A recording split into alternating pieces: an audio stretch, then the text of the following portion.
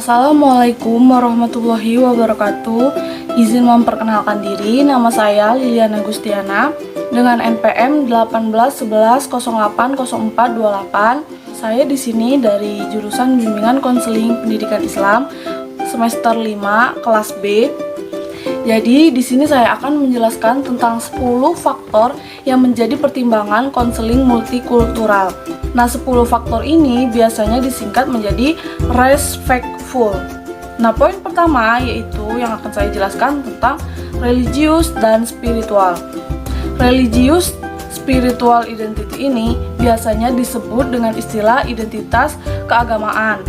Identitas ini menjadi peran penting karena mengingat identitas atau kepercayaan seseorang individu yang berbeda-beda. Selanjutnya ada Economic class background.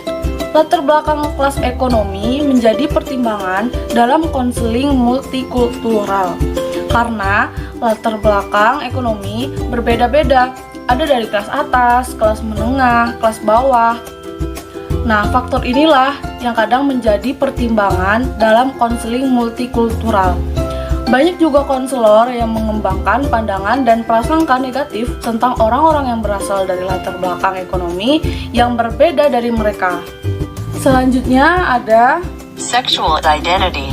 sexual identity berhubungan dengan identitas seseorang.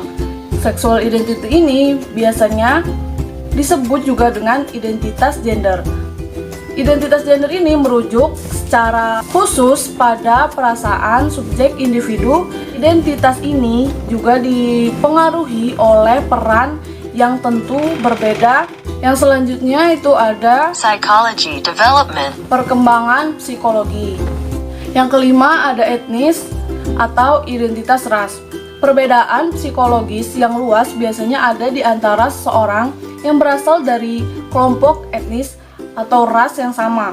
Penting bahwa konselor mengembangkan pengetahuan keterampilan untuk menilai secara akurat perbedaan ini dan merespon mereka dengan efektif dan penuh rasa hormat.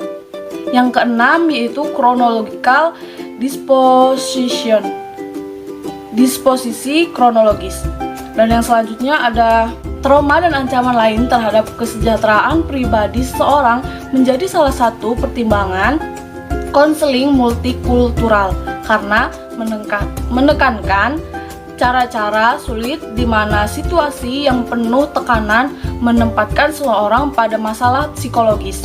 Masalah seperti ini sering disadari oleh sebagian orang yang terpinggirkan sebagai bagian dari kelompok terdevaluasi dalam masyarakat. Yang selanjutnya yaitu ada family history, sejarah keluarga.